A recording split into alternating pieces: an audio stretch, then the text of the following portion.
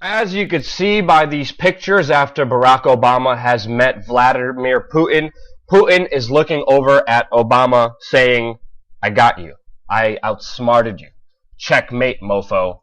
And Barack, with disdain and frustration, has been caught in a catch-22 position. Now, the situation right now between Russia and the United States when it comes to Syria is extremely confusing. There's a lot of propaganda out there, a lot of disinformation, and a lot of history that it's not well known, that is not being brought up to the American public right now. But in this video, we're going to break down a lot of important information that's going to make total clear sense of what exactly is happening, not only behind this beautiful photo of these two world leaders, but what's really happening in this world geopolitically. Now, right now, the Russian parliament approved sending troops and warplanes over to Syria. China is sending military advisors and aid over to Syria to help fight ISIS alongside Russia. The bombardment campaign has started. Russian positions are aligned all along Assad's forces, fighting off the rebels and fighting off ISIS. There's dramatic footage coming out right now that's being blasted by the mainstream media showing the bombing campaign of the Russians assisted by the Chinese. You see drone footage also being released. Now, the situation is very complex. Right now, we have China, Russia, Iran, Iraq, Bashar al-Assad coming together against the forces of the United States, Israel, Turkey, Jordan, Saudi Arabia, United Arab Emirates, and Qatar. As we know from the previous history, fighting ISIS has not been the U.S.'s goal ever since 2006. According to leaked WikiLeaks documents, the U.S. was planning to overthrow Assad. Now, Assad, who was allied with Russia, who was not allied with the United States, with the petrodollar, with U.S. hegemony, stood in the way of a pipeline that Saudi Arabia was planning to build that would undercut Russia and provide oil to Europe. Assad also stood against the U.S. petrodollar and made geopolitical moves against that. That's why he was seen as an enemy way before ISIS. Now, with Russia defending Syria, obviously there's a lot of key geopolitical strengths here, but they're catching Barack Obama in a catch-22. Not only do they have bases here, but they also have a strong alliance with Syria.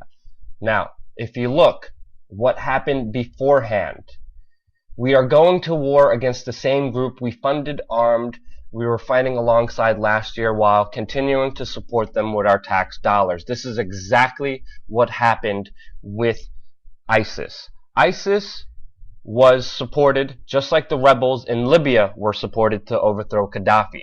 The US and NATO said that they wanted to spread democracy and freedom in Libya.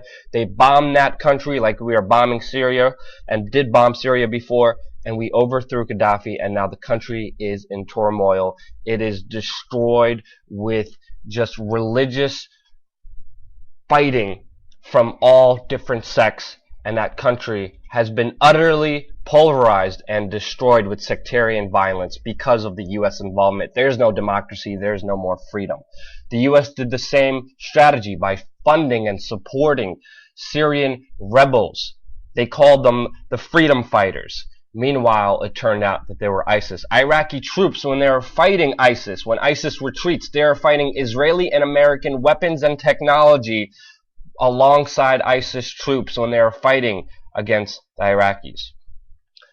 Turkey is opening up the border, allowing any fighter to come in. Putin is well known of this. He even said himself that the mercenaries are fighting because they pay a lot more money. He goes into great detail how Turkey, Saudi Arabia are buying up oil that ISIS took control of in Syria. They're buying it for cheap.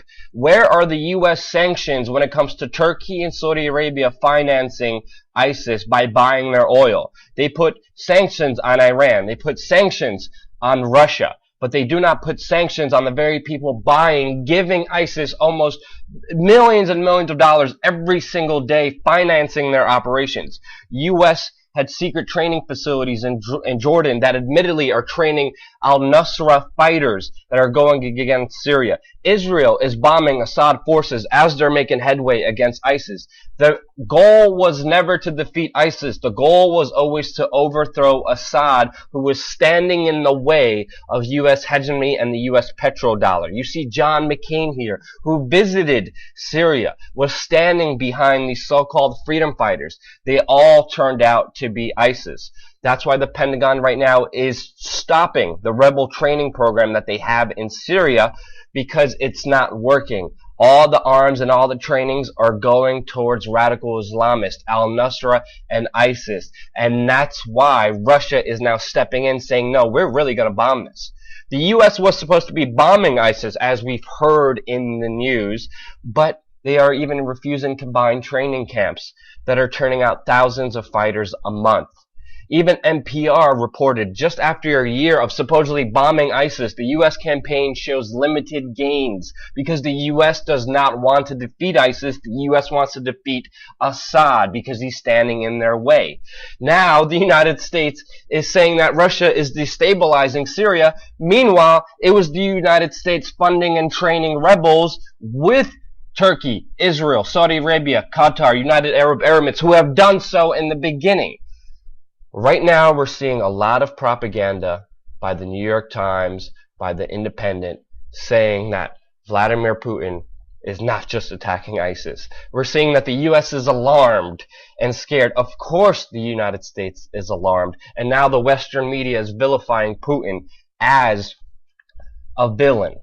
Now, if you look at the bombardment campaigns, they have been targeting anyone standing against Assad, obviously. That's because they have an alliance together. And now these two global powers, these two great alliances, the United States, Saudi Arabia, Turkey, Qatar, which have been knowingly supporting ISIS rebels, even Jordan, are facing off against Syria, Iraq, Iran, Russia, which have joined also in an intelligence pact, sharing information on how to defeat ISIS, alongside China, that is aiding them in this battle. We see these global forces facing off against each other with this very important prized geopolitical territory known as Syria. Tensions are escalating. Many people are saying World War III would break out between all these major factions, and it very well may be that situation. But to stop it, we have to be informed about what is really happening and the true history of it. So if you found this informational helpful, send it out to all your friends, because the mainstream media is sending a lot of propaganda, not dealing with the whole picture. No side is right. Bombing and killing people is wrong, whether it's Assad, Russia, whether it's Israel or the United States. Bombing people is not right. These two forces are only creating more hatred and destruction. But to stop it, we need to understand it. If you found this video helpful, don't forget to subscribe. We're going to have a lot more news coming, breaking down all the geopolitical news that you're not hearing on the mainstream media here on youtube.com/we are change.